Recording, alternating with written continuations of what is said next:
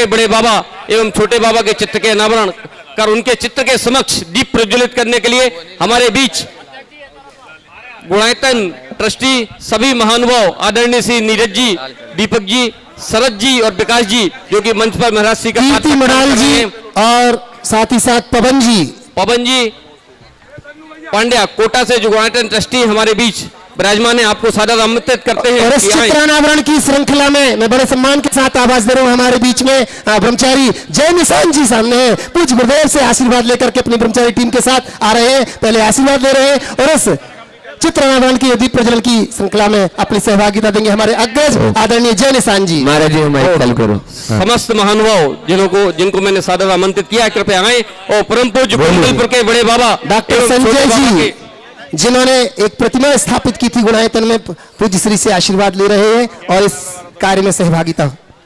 कृपया शीघ्रता से सभी महानुभाव सादर आमंत्रित हैं, आए एवं परम पूज्य कुंडलपुर के बड़े बाबा एवं छोटे बाबा के चित्र का अनावरण कर उनके चित्र के समक्ष दीप प्रज्वलित करने का मांगलिक सौभाग्य अर्जित करें। श्री महेंद्र जी गेहूं वाले हमारे बीच विराजमान है, मैं आपको भी सादर आमंत्रित करता हूं कि आए और अपनी सहभागिता करें। आज के दोनों पाठ प्रक्षालन करता दोनों परिवार आप भी सादर आमंत्रित हैं इस कार्य में अपनी अमूल्य सहभागिता दर्ज करें। भैया यहाँ पर एक माइक को लगा दे अति शीघ्र। चलिए समस्त महानुभाव यहाँ पर आ चुके हैं। अब परम पूज्य कुंडलपुर के बड़े बाबा एवं छोटे बाबा के चित्र का अनावरण का उनके समक्ष दीप प्रज्वलित होने जा रहा है। साथ ही साथ महेश बिलेहरा परिवार हमारे बीच में यहाँ पर उपस्थित है, मैं निवेदन करता हूँ कि सहभागिता देते हुए पहुंच रहे हैं संतोष भैया, महेश भैया, बिलेहरा परिवार को विजय बोले कुंडलपुर के बड़े बाबा की जय हो, कुंडलपुर के छोटे बाबा की, मूल नायक चिंतामणि पार्श्वनाथ भगवान की।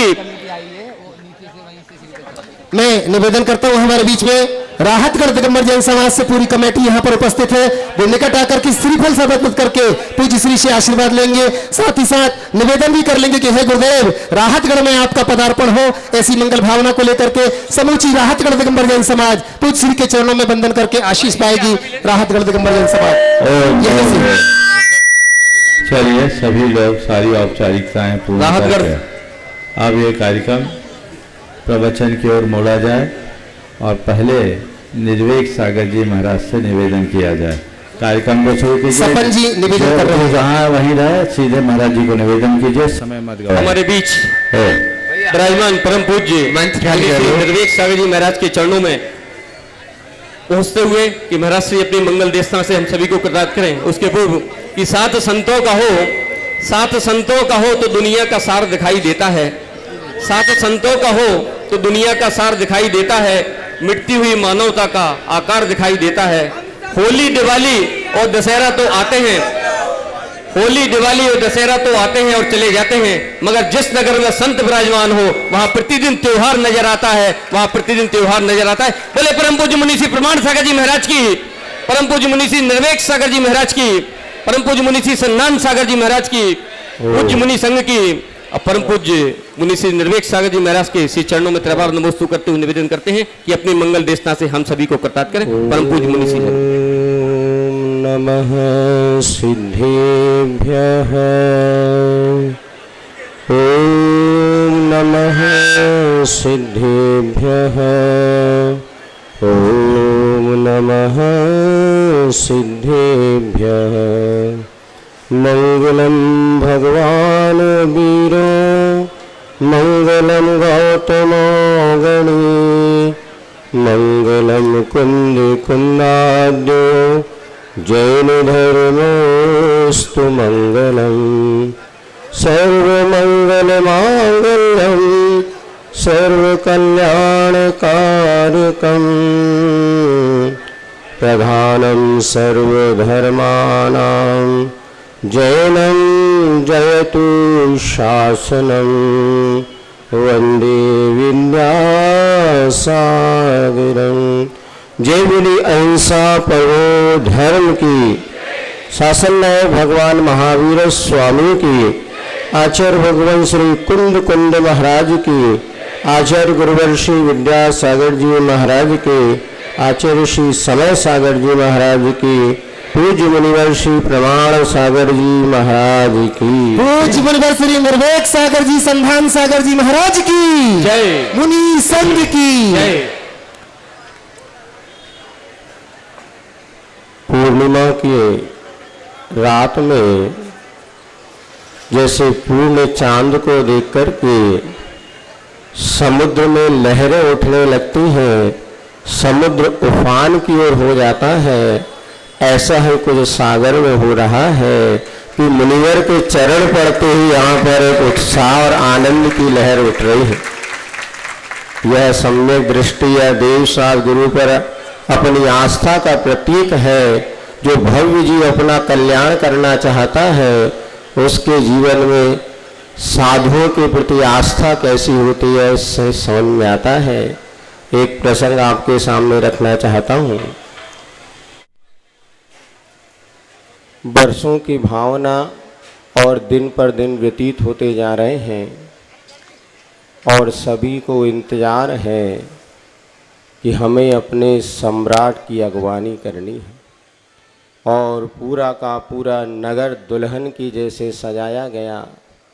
इधर वह सेना भी उत्साहित है कि बहुत दिन हो गए अपने परिवार से हम दूर हो गए और हमें अपने परिवार से मिलने की उत्कंठा बढ़ती चली जा रही है और वह चक्रवर्ती अपनी विजय यात्रा पूर्ण करके वापस लौट रहा है। किंतु जैसे ही नगर के मुख्य द्वार पर वो पहुंचता है, वह चक्र रत्न खड़ा हो जाता है। नो एडमिशन, अभी प्रवेश संभव नहीं। क्या हो गया? क्या हमारे पुरुषार्थ में या कुछ विजय यात्रा में कमी रह गई है? सो वहाँ पर पता चलता है सबको तो आपने जीत लिया, किंतु अपने भैया को अभी जीत नहीं पाए। और वह पोदनपुर के राजा जो हैं बाहुबली ने अभी आपको समर्पण, बस इतनी सी बात है। भरत चक्रवर्ती कहते हैं इतनी सी बात है, अभी मैं भाई को संकेत किए देता हूँ। और चक्रवर्ती भरत कहता है कि आकर के अपना समर्पण हमें करो। इधर बाहुबली को जैसे ही सूचना मिलती है, बाहुबली कहते हैं भरत भैया के चरणों में तो 4 बार नमस्कार करने को मैं तैयार हूँ, किंतु चक्रवर्ती भरत के में झुकने को तैयार नहीं हूँ। क्योंकि पिताजी ने जब बंटवारा किया था, आपको जो राज दिया था, मुझे भी छोटा सा राज दिया था। आपको और आकांक्षाएं थी, आपने पूरे लोक 6 खंड पर विजय प्राप्त कर ली। मुझे कोई ज़्यादा अपेक्षा, जो प्राप्त है सो पर्याप्त है। जीवन में सुखी रहने का सबसे बड़ा सूत्र है। आज हमारे जीवन में जहाँ कहीं आकुलता है, जितना हमारे पास में अगर हम संतुष्ट हो जाएं तो शायद बहुत कुछ हमारी मन की आकुलताएं मिट सकती हैं। बाहुबली कहते मैं तो इतने में ही संतुष्ट हूँ। फिर भी खबर आती नहीं, आपको अधीनता स्वीकार करनी पड़ेगी। तो बाहुबली कहते हैं वह निर्णय तो फिर युद्ध क्षेत्र में ही होगा। और वहाँ पर जो मंत्रीगण थे विचार करते हैं कि यदि युद्ध हुआ तो बहुत अनर्थ हो जाएगा। लाखों की सेना जो है वो व्यर्थ में नष्ट हो जाएगी। और क्योंकि ये दोनों भाई तो तद्भव मोक्षगामी हैं, छायिक सम्यक दृष्टि हैं, अर्थात इनका उतना कुछ अहित होने वाला नहीं। सेना का क्या होगा, इसलिए निर्णय कर ले आप ही लोग आपस में फाइट कर लो, आपस में आप ही लोग निपट लो और जो जीतेगा उसको चक्रवर्ती बना दिया जाएगा। और हुआ ये 3 युद्ध निर्णित हुए। आप सबको पता है, क्योंकि मरीज पुराना है और डॉक्टर नया है। जितना हम आप लोगों को सुनाते आप लोग कई बार सुन चुके, कई पर्यूषण आप मना चुके, 10 लक्षण मना चुके। कथा कोई नई नहीं है, कथा तो पुरानी है, किंतु उसमें कुछ हम क्या नया ले सकते हैं, क्या दिशा बोध उससे ले सकते हैं, ये बहुत महत्वपूर्ण होता है। और वहाँ पर 3 युद्ध हुए, दृष्टि युद्ध, मल्ल युद्ध और एक जल युद्ध। और पहले जो दृष्टि युद्ध हुआ उसमें भरत और बाहुबली में आप जानते हैं कि बाहुबली की ऊंचाई थी 525 धनुष, तो भरत की ऊंचाई थी 500 धनुष। ऊपर से नीचे देखना सरल होता है, किंतु नीचे से ऊपर देखने में थोड़ा बहुत तो परिश्रम करना ही पड़ता है। और हुआ ये कि दोनों को एक दूसरे को टकटकी लगा के देखना था, और जिसकी पलकें झपक गई वो पराजित माना जाएगा। और हुआ ये, बाहुबली की पलक पहले झपकी, ओ भरत की पलकें झपकी, ओ भरत पराजित हो गए। पुनः दूसरा युद्ध हुआ, जल युद्ध में भी ऐसा हुआ कि बाहुबली जीत गए और भरत पराजित। अब तीसरा युद्ध करने की ज़रूरत है, फिर भी मैच तो होना जरूरी है कि इतनी जनता ने टिकट खरीदी तो उनका क्या होगा। ये तो निर्णय था 2 युद्ध में, जब बाहुबली जीत गए तो तीसरे में भी बाहुबली जीतेंगे, नहीं भी जीतते तो विजय तो। और तीसरा युद्ध हुआ और उसमें भी बाहुबली विजय को प्राप्त हो गए। अब इधर भरत की आँखों में या वह पुनः जोश आ गया, ये क्या हो गया, मैं चक्रवर्ती जिसने 6 खंड की विजय प्राप्त की और वह पराजित हो गया। अब सारा का सारा विवेक चला गया और वह चक्र रत्न उन्होंने निकाल करके बाहुबली पर चला दिया। बाहुबली पर जैसे ही चक्र चलाया, बाहुबली को समझ में आ गया, बाप बड़ा ना भैया और सबसे बड़ा। धिक्कार इस धन को और धिक्कार इस संपदा को, जिसके पीछे भाई भाई को भुला दिया। और उधर वह बाहुबली ने तुरंत वैराग हुआ और वह सबको छोड़ करके वन की ओर चले गए। ये तो एक पौराणिक कथा है। आचार्य महाराज ने मूक माटी महाकाव्य लिखा, उसमें एक वो प्रसंग दिया कि जब वह माटी को खोदने के लिए कुंभकार ने अपना पुरुषार्थ प्रारंभ किया, तो सबसे पहले उस कुंभकार ने ओमकार को नमन किया और नमन से पहले अहंकार का वमन किया और कर्तृत्व बुद्धि से हट गया है वह, कर्तव्य बुद्धि से जुड़ गया है वह, और कार्य की निष्पत्ति तक यह जुड़न मुड़न की क्रिया अनिवार्य है। ऐसी यह पंक्तियाँ आचार्य महाराज ने दी हैं। आज संसारी प्राणी कर्तृत्व बुद्धि में जितना उलझता जा रहा है, कर्तव्य बुद्धि से दूर होता चला जा रहा है।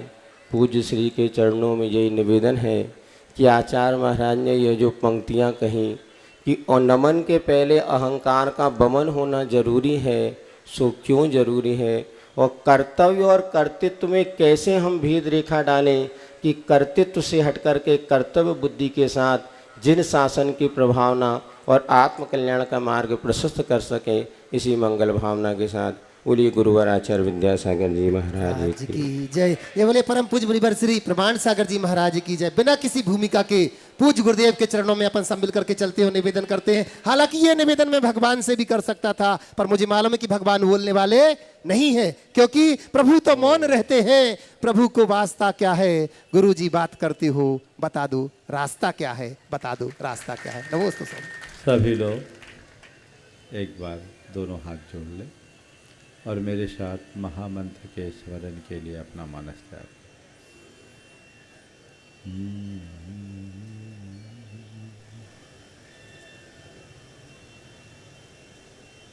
नमो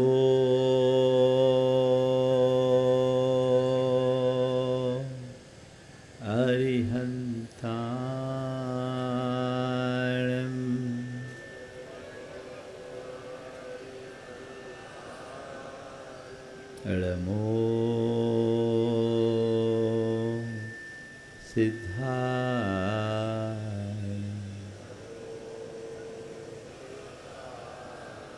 नमो आयरियाय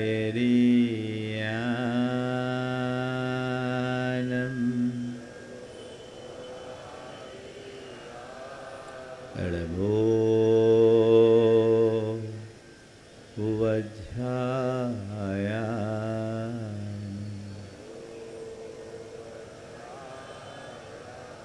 अड़मोलोये सवशाहुनम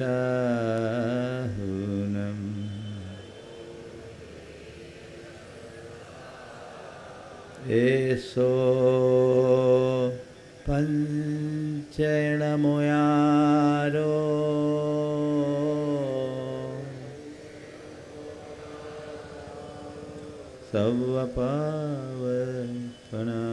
सवपावनाशिनो मंगलालम च सवेसिम पढ़मं ओ मंगलम। जय बोलो देवादिदेव 1008 श्री भगवान महावीर स्वामी की जय जय जय। अहिंसा परमो धर्म की जय जय परम जय। पूज्य आचार्य गुरुवर श्री विद्यासागर जी महाराज की जय बोलिए गुणायतन प्रणेता संघ का समाधान करता भावना योग प्रवर्तक तरुणाई के प्रखर वक्ता पूज्य मुनिवर श्री प्रमाण सागर जी महाराज जी की मुनि संघ की जय जय जय। ओ एक सेठ भगवान के मंदिर में सोने की थाल में बहुमूल्य सामग्री लेकर पहुंचा और भगवान से कह रहा था, हे भगवान, मैं तेरा इतना बड़ा भक्त, तेरा मैंने इतना विशाल मंदिर बनवाया, रोज सबसे पहले मैं तेरी पूजा करता हूँ, तेरे चरणों में बहुमूल्य द्रव्य चढ़ाता हूँ, फिर भी तू मेरी सुनता क्यों नहीं? मैं कब से कह रहा हूँ मेरे पास धन है, संतान है, संतति है, पर स्वास्थ्य क्यों नहीं देता? मेरी सुनता क्यों नहीं? सेठ अपनी सुनाकर निकल गया। भगवान ने कोई प्रत्युत्तर नहीं दिया। थोड़ी देर बाद एक अंधा भिखारी भगवान के चरणों में पहुंचा और अहोभाव से भरकर कहा, प्रभु, किन शब्दों में आभार व्यक्त करूं तेरा? तूने मुझ पर कितनी कृपा बरसाई है।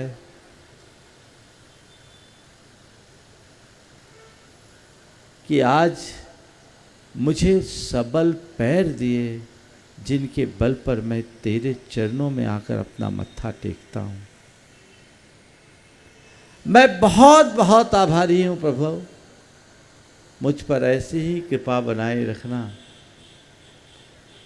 भले ही मैं इन आँखों से किसी को देख नहीं पाता, पर तेरी कृपा दृष्टि मुझ पर पड़ जाती है, फिर मुझे कुछ देखने की इच्छा नहीं होती।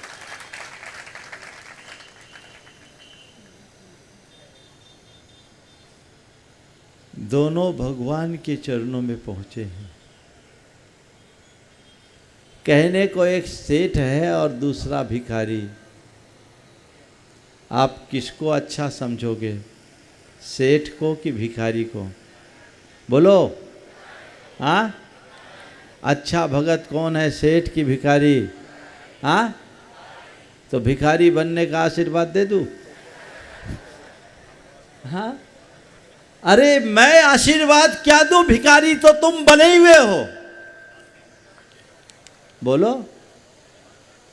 भिखारी केवल वे नहीं जो सड़क पे दूसरों के आगे भीख मांगते हैं, वो तो 2, 10, 5 रुपयों के लिए मांगते हैं। बड़ा भिखारी तो वो है जो भगवान के चरणों में रोज 2, 5, 10 करोड़ मांगता है। जो याचना भरा चित्त लेकर भगवान के चरणों में जाता, वो भिखारी है। मैं तुम्हें भिखारी नहीं बनाना चाहता, मैं पुजारी बनाना चाहता हूँ। पुजारी बनो। दो स्थितियां हैं, एक शिकायतों में जीने की और दूसरी अहोभाव से भरकर जीने की।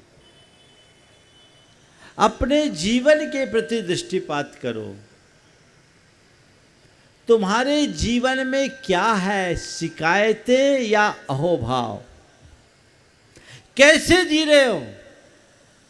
जीवन सब जीते हैं,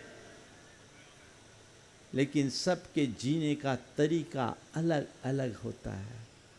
जैसे तैसे जीवन जी लेना जीवन का मकसद नहीं, केवल जीवन को गुजारने का नाम जीवन नहीं है, हर पल जीवन का रस निचोड़कर जीने का आनंद लेने का नाम जीवन है।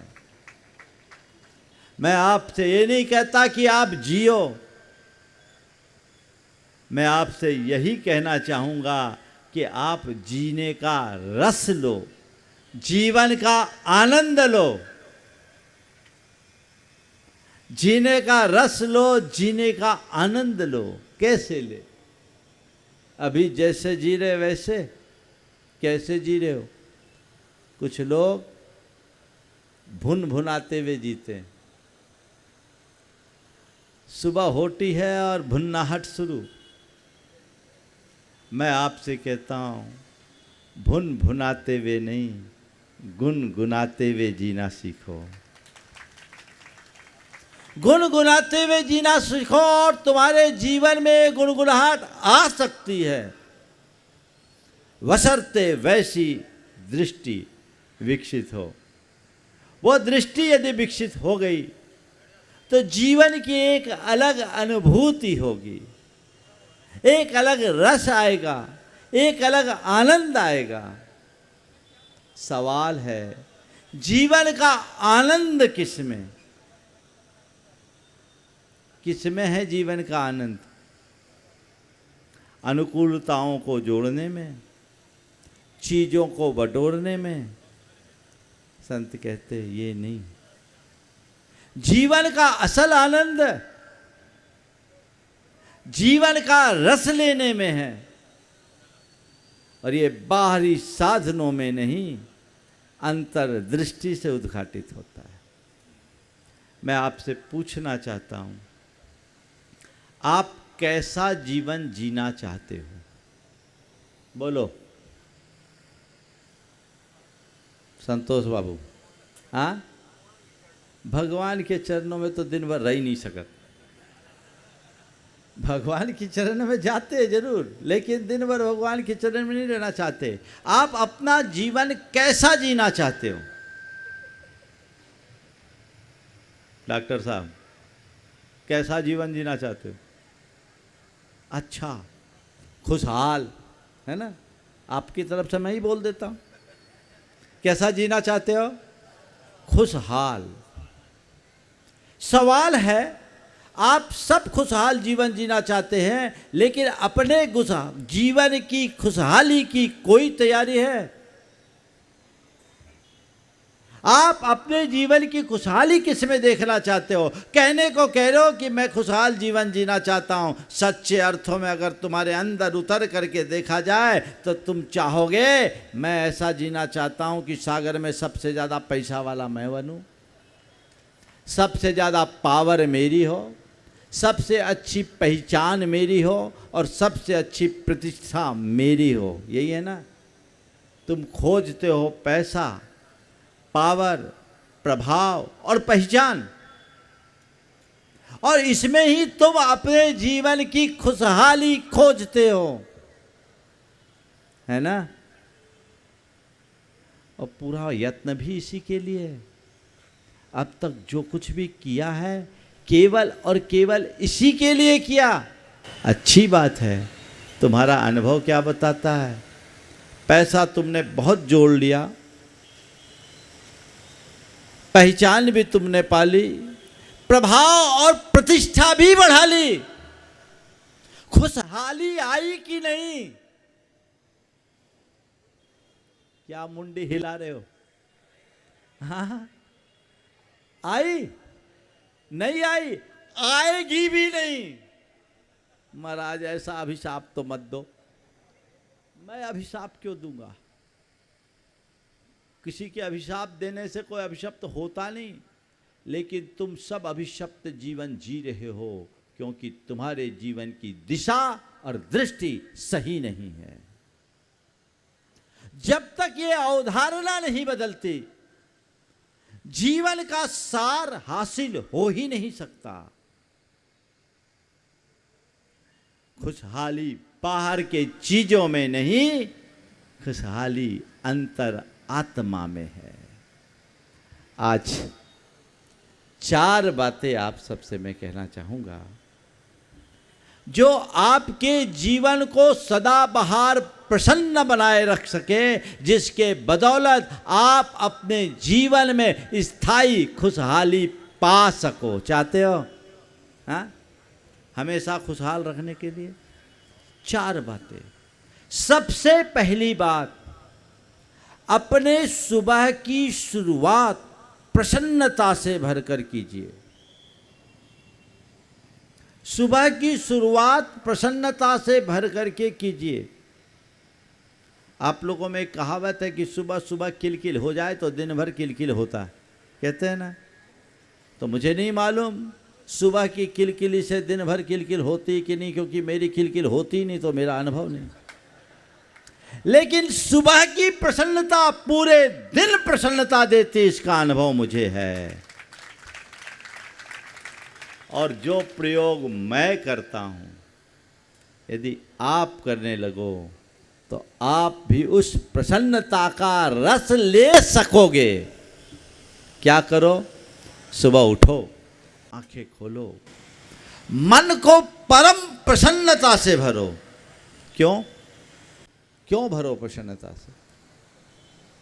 इसलिए भरो कि इस धरती के उन भाग्यशाली लोगों में मैं हूं जिसे आज जीवन का नया दिन देखने का मौका मिला है। बोलो, प्रसन्नता होनी चाहिए कि नहीं? जोर से बोलो। होती है कि नहीं? अरे महाराज आंखें मीड़ मीड़ के उठते हैं तो क्या होगा? उठते ही ये एहसास करो कि इस धरती के भाग्यशाली लोगों में मैं हूं जिसे आज जीवन का नया दिन देखने को मिला है। और जब नया दिन मिला है तो मन में प्रसन्नता तो होनी चाहिए। मैं तुमसे पूछता हूं, तुम्हारी जिंदगी से बड़ी कोई सौगात है क्या? लाखों करोड़ों की सौगात एक तरफ और तुम्हारे जीवन की एक सांस एक तरफ, कौन बड़ी है? हाँ, तो तुमको कोई 2 रुपये की गिफ्ट देता है, एक स्माइल दे देते हो, थैंक्स दे देते हो, जिसने तुम्हें जीवन का नया दिन मिला। उस दिन को पाकर प्रसन्नता की अनुभूति क्यों नहीं? मैं सुबह उठता हूं ना, उस घड़ी मेरे मन में भारी प्रसन्नता होती, बहुत प्रसन्नता। लगता है कि आज नया दिन मुझे मिला। और उस प्रसन्नता के साथ मैं प्रकृति, प्रभु और परमात्मा को आभार प्रकट करता हूँ कि मैं भाग्यशाली हूँ कि आप सबकी कृपा से मुझे नया दिन मिला। और मन ही मन संकल्प लेता हूँ, आज के इस दिन को मैं उत्सव की तरह जीऊँगा। आज मुझे प्रसन्न रहना है, आज का पूरा दिन मुझे प्रसन्नता के साथ बिताना है। मन का ये संकल्प मुझे हर पल प्रसन्न बनाए रखने में मददगार बनता है। आप भी ये प्रयोग कर सकते, इसमें कुछ लगना तो है नहीं। जब उठो प्रसन्नता से भरो, सबको आभार प्रकट करो और मन ही मन संकल्प लो कि मुझे आज प्रसन्नता के साथ जीना है, आज के दिन को एक उत्सव की तरह जीना है। यदि मन में ये रव प्रकट हो जाए तो उत्सव होगा, फिर उदासी कभी हावी नहीं होगी। अभी क्या है? उत्सव है कि उदासी? हाँ, उत्सव है। अभी महाराज आपके सामने तो उत्सव है। मैं भगवान से प्रार्थना करता हूँ कि ये उत्सव तुम्हारे जीवन का अंग बन जाए और सदा उत्सव बना रहे। इसके लिए किसी से कोई गुहार करने की जरूरत नहीं है, केवल अपने मन को तैयार रखने की जरूरत है।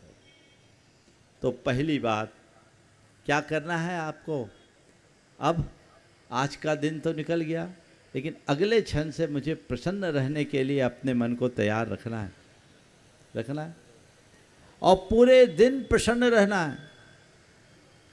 सुबह उठो, मुझे प्रसन्न रहना है, मुझे प्रसन्न रहना है, मुझे शांत रहना है।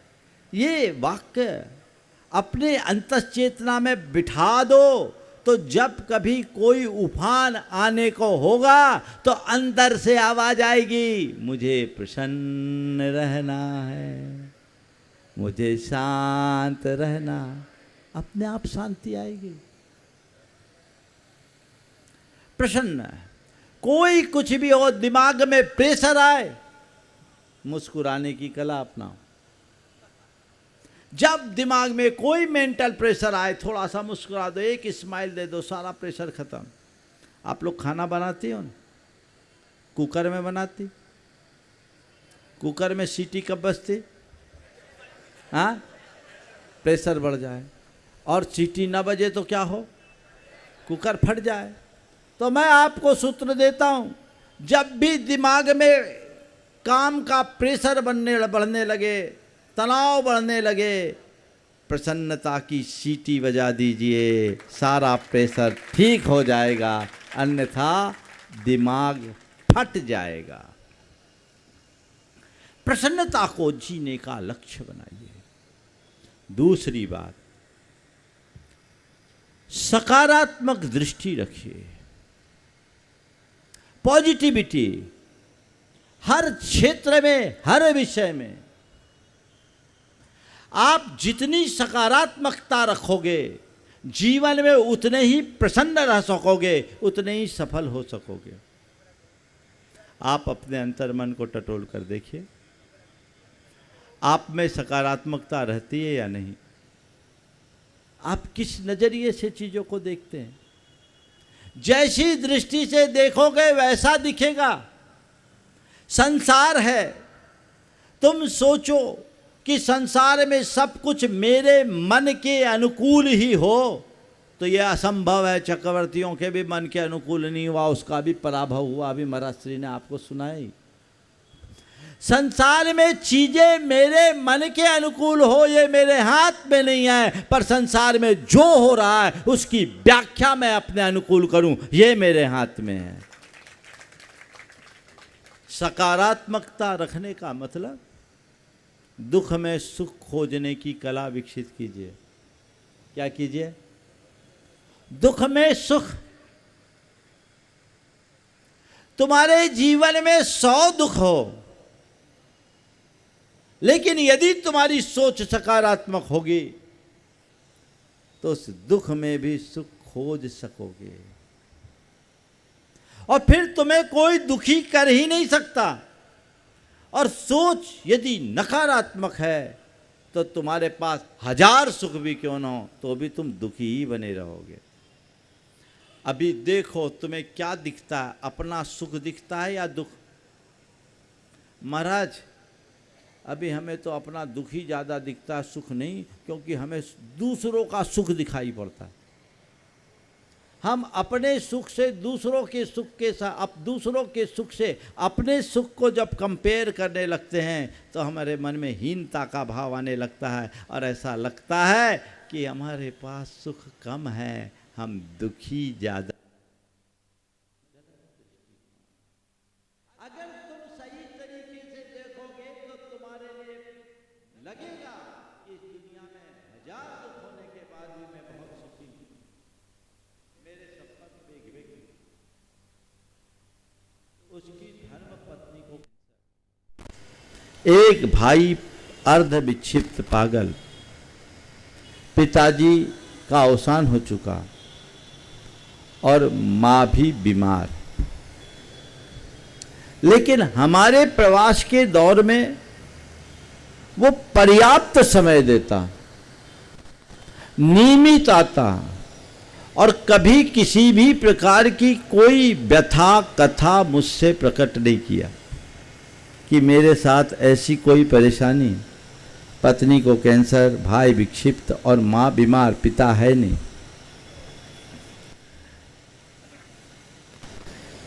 उसके कॉलोनी में जाना हुआ, चौका लगाया, आहार हुआ। उसके बाद मुझे मालूम पड़ा कि इसकी ये स्थिति है। उसके एक साथी ने मुझे सब बातें बताई। जब मैंने उससे पूछा तो उसने जो बात कही वो समझने की। उसने कहा, महाराज मैंने तो जो कुछ सीखा आपसे सीखा, आपके प्रवचनों से सीखा है। भले आज आप हमारे नगर में आए हो, लेकिन मैं वर्षों से आपको सुनता रहा हूँ, और न केवल सुनता हूँ अपितु आपको फॉलो करता हूँ। मैं हमेशा इन सब चीज़ों को सकारात्मक रूप में देखता हूँ, और आपके मुख से मैंने यही सुना है कि जीवन में जो भी घटता है वे सब अपने अपने कर्म संयोगों के ऊपर निर्भर करता है। मैं उसे हंसकर भोगूँ तो और रो कर भोगूँ तो हमें तो भोगना ही है। जब भोगना है तो हंसकर क्यों ना भोगूँ, रो कर क्यों भोगूँ।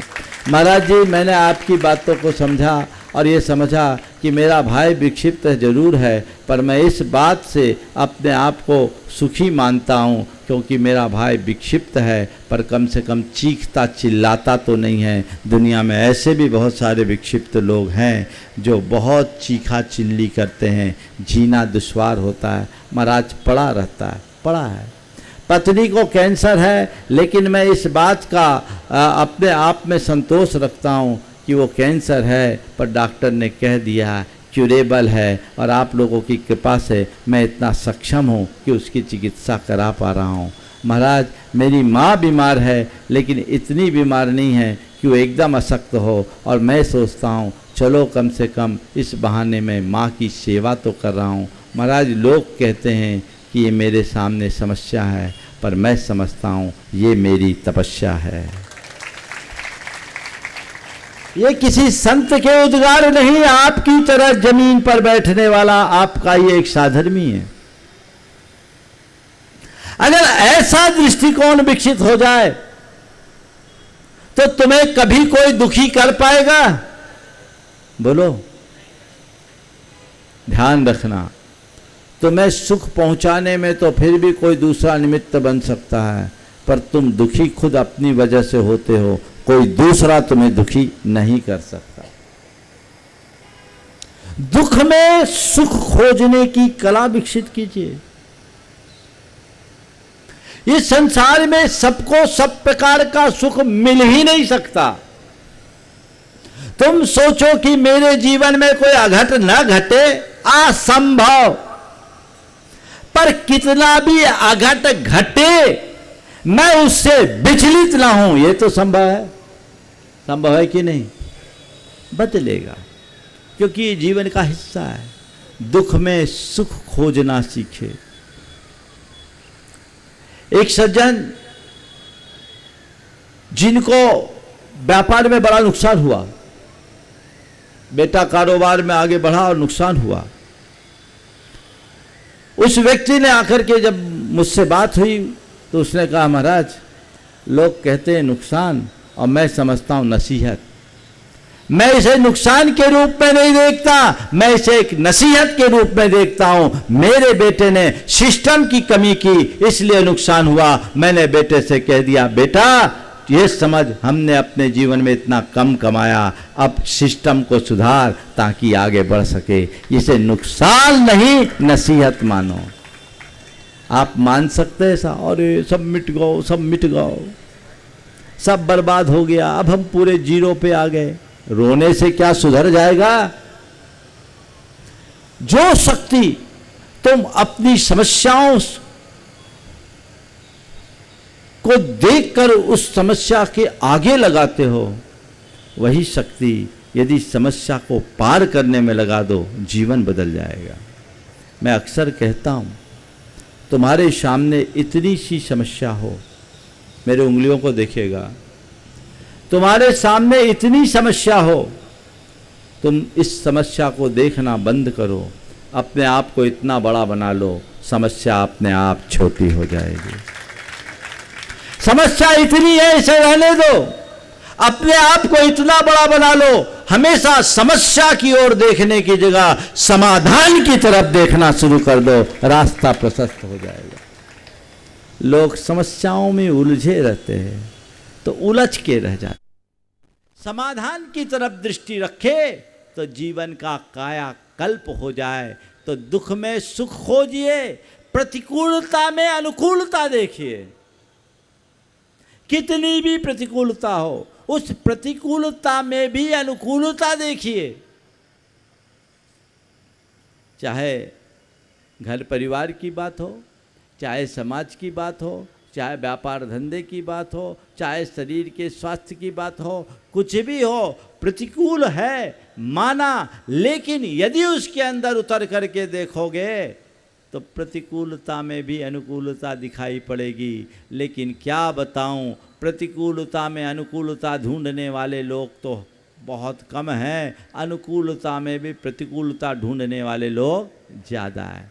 एक बार एक बहन जी आई और बहुत दुखी होकर कही, महाराज जी आप कुछ करिए ना, बहुत तकलीफ़ है। मैंने पूछा क्या बात है? बोले हमारे ये है ना, बिल्कुल धर्मी नहीं है। देखिए ना, आप इतने दिन से यहाँ हैं, आज तक कभी आपके पास भी नहीं आए। यहाँ विधान होने जा रहा है, मैं भी सोचती हूँ कि उसमें कुछ बढ़ चढ़ कर के हिस्सा लूँ। महाराज आपके आशीर्वाद से कमी कुछ है ही नहीं, लेकिन ये सुनते ही नहीं है, आप कुछ करिए ना। मैंने पूछा ये बताओ तुम्हारा पति क्या करता है? बोले महाराज बिजनेस है, सब कुछ अच्छा है। बोले अच्छा, तुम धर्म करती हो, तुम्हें रोकता तो नहीं है? बोले नहीं महाराज ये मुझे रोकता नहीं है, हमले बाकी मामले में तो पूरे गौ है। महाराज मैं तो रोज शंका समाधान में आती हूँ, खाना रख के बना के छोड़ आती हूँ, चुपचाप अपने हाथ से लेके खा भी लेते हैं महाराज, इसका तो बड़ा आनंद है। बोले अच्छा। हमने कहा शराब वराब तो नहीं पीते? महाराज सुपारी तक नहीं खाते। मैंने पूछा अच्छा, तुम्हारे साथ कभी कोई मारपीट? महाराज हमारे आगे उनकी चलती नहीं है। क्या अच्छी बात, हमारे आगे चलते नहीं। बोले ठीक, हमारे और तुम्हारी भावनाओं की कब्ज महाराज आगे से आगे पूर्ति हो जाती, बस एक ही चीज़ की कमी है, मंदिर नहीं आते। हमने कहा एक काम करो, कल सवेरे भगवान के चरणों में जाकर एक श्रीफल चढ़ाओ कि हे भगवान अगले जन्म में ऐसा ही पति मिले। तुम कह रही हो कि एक धर्म वो धर्म नहीं कर रहा है, ये तुम्हारी शिकायत है, पर तुम्हारे धर्म में रोक नहीं लगा रहा है, ये कम बड़ी बात है क्या? अगर कल तुम्हारे लिए धर्म से रोक दिया होता तो क्या होता? कल तुम्हारे लिए तुम्हारा पति इतना सीधा नौकर शराबी और कबाबी होता तो तुम्हारा क्या होता? रोज तुम्हारे साथ मार पीट किया होता तो क्या होता? तुम्हारा पति एकदम निखट्टू होता, कमाऊ नहीं होता तो तुम्हारा क्या होता? तुम्हारी भावनाओं की कद्र नहीं किया होता तो क्या होता? महाराज ऐसा तो हमने कभी सोचा ही नहीं। हम बोले अब सोच लो, बदलाव। दुख में सुख खोजो, प्रतिकूल की अनुकूल व्याख्या करना सीखो। हमेशा एक बात ध्यान रखना, हम इवेंट को नहीं बदल सकते पर उसके प्रति अपने एटीट्यूड को जरूर बदल सकते हैं। चीज़ें हमारे दृष्टिकोण पर निर्भर करती है। क्या घट रहा है ये उतना महत्वपूर्ण नहीं है, महत्वपूर्ण ये है कि हम उसे किस नज़रिए से देख रहे हैं। अपने जीवन को सुखी बनाना चाहते हो तो सकारात्मक दृष्टि रखिए। आज से तय कर लीजिए, प्रतिकूलता में अनुकूलता खोजेंगे, विपत्ति में भी संपत्ति देखेंगे। खो गया उसे मत देखो, जो बच गया उसे देखो। ये दृष्टिकोण यदि अंतर में विकसित होगा तो कोई दिक्कत नहीं। तो मैं आपसे कहता हूं सकारात्मक दृष्टि रखिए, दुख में सुख खोजिए, प्रतिकूल की अनुकूल व्याख्या कीजिए, विपत्ति में संपत्ति खोजिए और मुश्किलों में अवसर ढूंढिए। जिसकी दृष्टि सकारात्मक होगी वो मुश्किल घड़ियों में भी अवसर ढूंढता है।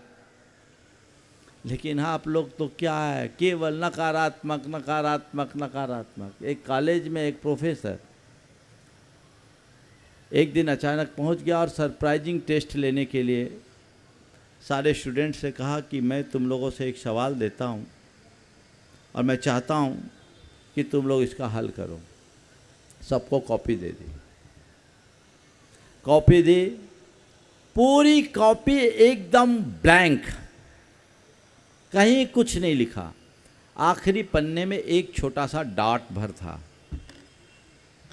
और उसने कहा कि मैं तुम्हें एक कॉपी दे रहा हूं, उसमें एक प्रश्न है, उसका हल लिखना है। सब बच्चों ने कॉपी को उलट पलट कर देखा कि केवल एक डॉट है। और डॉट देखने के बाद सबने जब कॉपी जमा की, 10 स्टूडेंट थे, ज़्यादा लोग नहीं थे, उनने सबके कॉपी को पढ़ा और ज़ोर ज़ोर से पढ़ा। सब ने कॉपी में केवल डॉट का जिक्र किया, ये डॉट है, ये काला डॉट है, ये कलंक है, ये है, वो है। डॉट के बारे में जिसको जो जो टिप्पणी करनी थी सबने टिप्पणियाँ की, पर किसी ने कागज़ के बारे में कुछ नहीं लिखा। उस प्रोफेसर ने सबको समझाया, कहा बताओ कैसा दृष्टिकोण है तुम लोगों का, मैं उसे ही भांपने के लिए यहाँ आया था। तुम्हें 8 पेज की कॉपी में कुछ नज़र नहीं आया, केवल एक छोटा सा डॉट नज़र आया। काश इस डॉट को देखने की जगह खाली कागज़ के गीत गाए होते तो तुम कुछ और कर सकते थे। बस बंधुओं, मैं आपसे यही कहना चाहता हूँ, जीवन के पृष्ठों में डॉट 1 2 4 ही होंगे, बाकी पेज खाली है। आप किसी को देखें तो खाली पेज को देखिए, डॉट को देखने की आदत से बचिए। खाली पेज की तरफ अपनी दृष्टि दौड़ाइए, डॉट को देखने की आदत से बचिए। जब आपकी दृष्टि में खाली पेज होगा तभी आप उसमें कुछ अच्छा लिख सकोगे, कोई अच्छा चित्र आंक सकोगे। और केवल डॉट को देखोगे तो डॉट में तो केवल गंदगी हाथ में आएगी और कुछ नहीं। तीसरा सूत्र, प्रतिक्रियाएं कम करें और प्रतिक्रियाओं से प्रभावित ना हो। आजकल क्या होता है, कोई ना कोई निमित्त तो आते ही रहता है, और जब निमित्त आता है चीज़ें हमें प्रभावित करती है, हम प्रतिक्रियाएं कर बैठते हैं और ये प्रतिक्रियाएं हमें परेशान करती है ना। प्रायः आपकी प्रतिक्रियाएं नकारात्मक होती है। दोनों बातें मैं इसके साथ कहूँगा, पहले तो आप किसी की प्रतिक्रिया से प्रभावित ना हो, और दूसरी बात प्रतिक्रियाएं करें मत। जब आप प्रतिक्रियाओं से प्रभावित होगे तो आपकी प्रतिक्रिया होगी। जैसे किसी ने आपको कुछ कह दिया,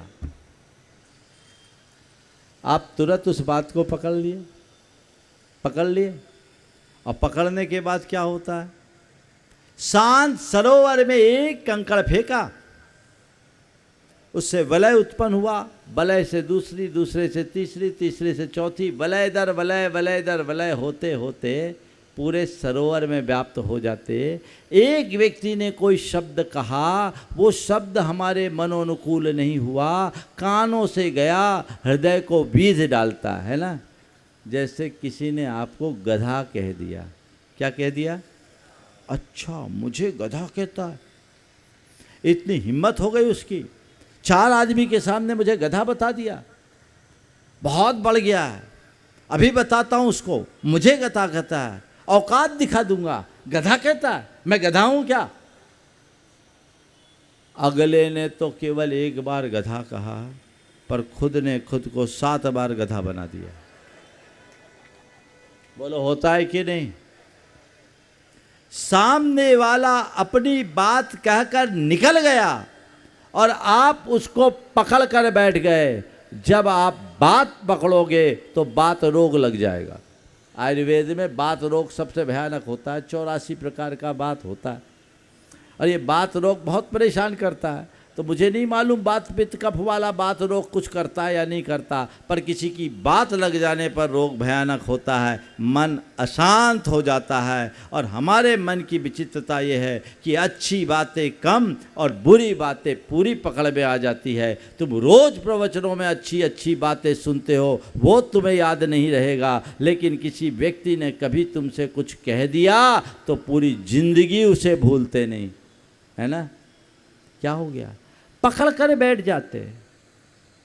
अगर पकड़ करके इस तरह से बैठोगे तो अशांत होगे, और नज़रअंदाज करने की कला सीख लोगे तो सदैव सुखी रहोगे। तुमसे कोई कुछ ना बोले ये तुम्हारे हाथ में नहीं है, पर कोई कितना भी बोले मैं उसकी कोई प्रतिक्रिया ना दूं, ये तो मेरे हाथ में है।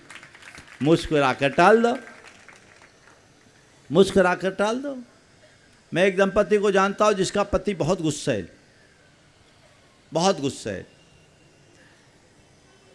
तो एक बार उसकी सहेली ने बताया कि महाराज जी इनके पतिदेव बड़े गुस्सैल है, और वो जितने गुस्सैल है वो इतनी शांत है, और महाराज जी सबसे बड़ी बुरी बात ये है कि सारा गुस्सा इसी पर उतारते, जबकि ये गौ है। सारा गुस्सा इसी पर उतारते हैं जबकि ये गौ है। तो उसने जो कहा वो ध्यान देने लायक है, और यदि इस पर अमल कर लो तो जीवन की समस्याएं हल हो जाए। उसने कहा महाराज जी मैं सोचती हूँ दिन भर काम करते हैं, थक जाते हैं, परेशान होते हैं, फ्रस्ट्रेट रहते हैं, अपनी भड़ास कहाँ निकालेंगे। मैं सोचती हूँ अच्छा है मुझ पर निकाल ले, किसी और पर निकाल ले तो समस्या आ जाए। किसी और पर निकाल ले तो समस्या हो जाए, महाराज मुझ पर निकालते हैं, और ये निकालते रहते, मैं चुपचाप रहती हूँ। मुझे मालूम है इनकी मशीन भरी है, फटाफट चलेगी, थोड़ी देर बाद खाली हो जाएगी। ठीक है महाराज जी ये बोलते हैं, मैंने अपना एक प्रकार का व्रत ले लिया, ये बोलेंगे मैं सुनूंगी, इधर से सुनूंगी इधर से निकालूंगी, मामला ठीक हो जाता है। और आप भी बोलते हैं महाराज बात को पकड़ोगे तो बात उलझेगी, और बात को बाईपास करोगे तो बात सुलझेगी। मैं बात सुलझाने का रास्ता अंगीकार करती, उलझाने का नहीं।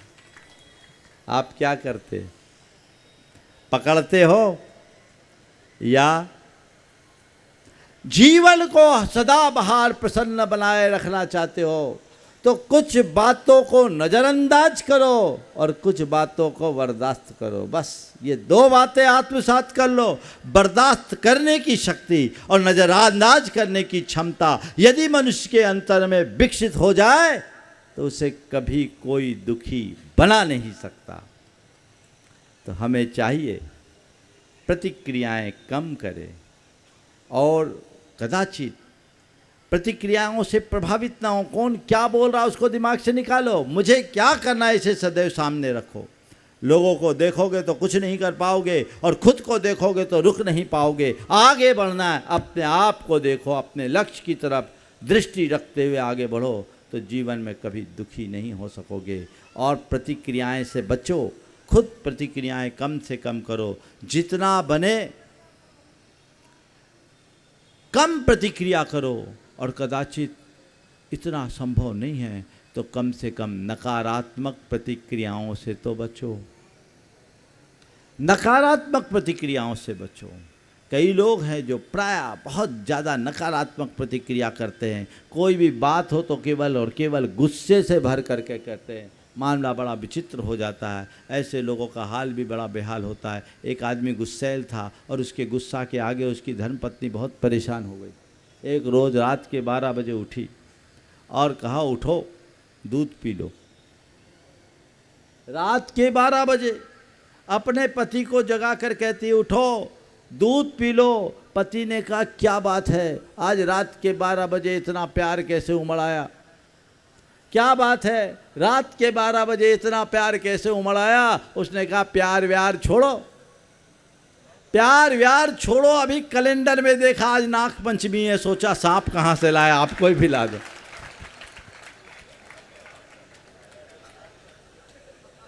कहाँ ढूंढे? हमने अपनी स्थिति क्या बना रखी? हमें अपने अंदर बदलाव लाना बेहद जरूरी है, और जब तक मनुष्य अपने सोच में ऐसा बदलाव नहीं लाता जीवन कभी खुशहाल नहीं बन सकता। चौथी और आखिरी बात, अपनी स्थिति में संतोष करे। कल बात आई थी, संतोष कैसे लाए। अपनी स्थिति में संतुष्ट रहो। तुम्हारे पास जो है, जैसा है, जितना है, उतने में संतोष करो। महाराज यही नहीं होता, बाकी सब होता है, तो रो, हम क्या करें। कहावत है संतोषी सदा सुखी, तो असंतोषी सदा दुखी। तो अपने अंदर संतोष को विकसित करना चाहिए। कब होगा संतोष? कब होगा? जब आप अपने पास उपलब्ध वस्तुओं और उपलब्ध संबंधों को देखोगे। आप अपनी ओर देखोगे संतोष होगा, और औरों की ओर देखोगे असंतोष बढ़ेगा। जब भी दूसरों की तरफ दृष्टि जाएगी, असंतोष ही बढ़ेगा। और संतोष तभी आएगा जब अपनी तरफ दृष्टि होगी।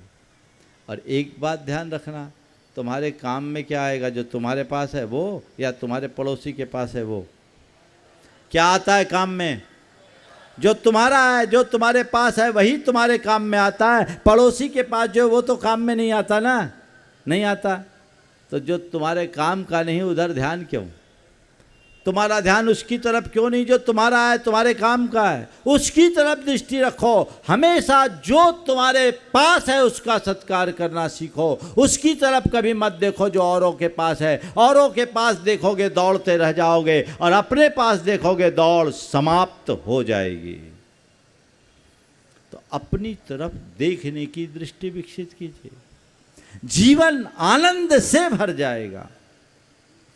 लेकिन ये बड़ा मुश्किल है। मनुष्य के पास लाख हो, उस लाख की तरफ नहीं देखता, दूसरों के करोड़ के तरफ उसकी दृष्टि लपलपाती रहती है। ये लपलपाहट उसे बेचैन करती है, परेशान करती है।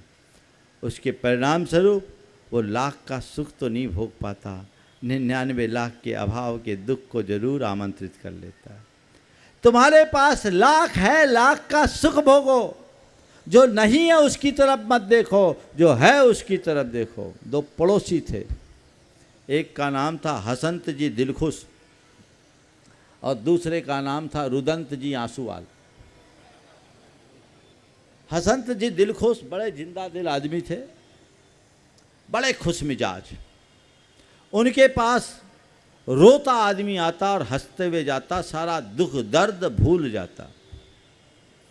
लेकिन रुदंत जी आंसूवाल, जिसका नाम वैसा ही काम, आंसू ही बहाते रहते।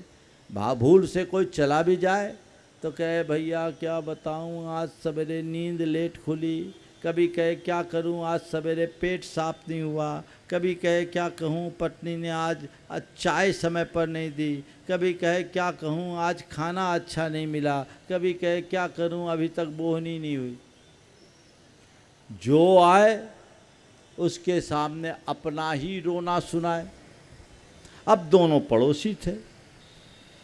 हुआ ये कि हसंत जी दिलखुश के यहाँ तो ठट्ठ लगे लोगों का, और रुदंत जी आंसूवाल के पास कोई फटकना न चाहे। कौन फटकेगा ऐसे के पास, तुम जाओगे क्या?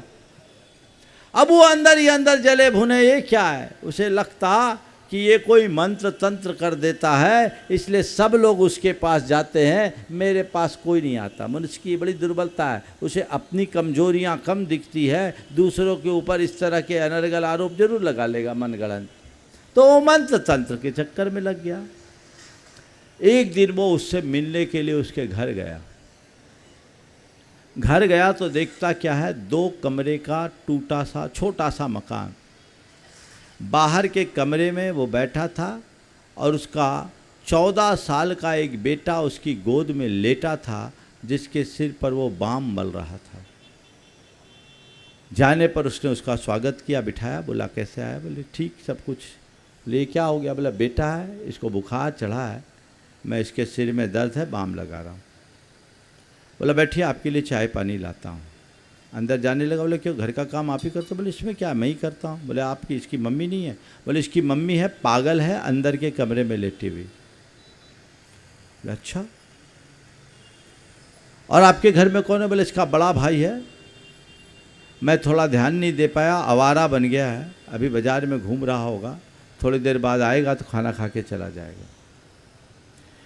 ये दशा देखकर उसके आश्चर्य का ठिकाना नहीं रहा। उसने कहा कि पत्नी पागल, बेटा बीमार, दूसरा बेटा आवारा, घर का काम भी आपको पूरा करना और धंधे का काम भी आपको करना, फिर भी आप इतना प्रसन्न क्यों होते रहते हो, कैसे रहते हो, आपकी प्रसन्नता का राज क्या है? तो उस व्यक्ति ने जो जवाब दिया वो ध्यान देने योग्य है। उसने कहा, मैं ज़्यादा कोई मंत्र तंत्र नहीं जानता, मेरे जीवन का एक ही मंत्र है, अपनी स्थिति में संतुष्ट और प्रसन्न रहना। मैं अपनी स्थिति में संतुष्ट और प्रसन्न हूँ। मैं सोचता हूँ मेरी पत्नी पागल है तो क्या हुआ, कम से कम चिल्लाती तो नहीं, बेटा बीमार है ठीक हो जाएगा, और जिस बेटे को मैं आवारा के रूप में देखता हूँ मुझे इस बात का सुकून है कि बेटा सही परवरिश के अभाव में आवारा हो गया, पर इस बात का तो सुकून है कि कम से कम अपराधी तो नहीं हुआ। मैं अपनी स्थिति में हर हाल में मस्त और संतुष्ट होकर जीना चाहता हूँ। मेरा एक ही लक्ष्य और मकसद है कि नियति मुझे जिस रूप में रखना चाहती है मैं उसी रूप में रहना चाहूँगा। यही मेरे जीवन का मूल मंत्र है और यही मेरा प्रण है, मैं उसे अपनी दृष्टि में रखता हूँ। तो इस आधार पर हर पल अपने मन को प्रसन्नता से भरे रखता हूँ। अपने हृदय में सदाबहार खुशहाली लाने के लिए इन चारों सूत्रों को आप सब आत्मसात करें तो जीवन आगे बढ़ सकेगा। आज प्रातःकाल उदासीन आश्रम, साधिका आश्रम देखकर मन बड़ा प्रसन्न हो गया। सागर जैन समाज ने परम पूज्य गुरुदेव के आज्ञा और भावनाओं का अनुकरण करते हुए सबसे पहला साधिका आश्रम बनाया जो अत्यंत भव्य है।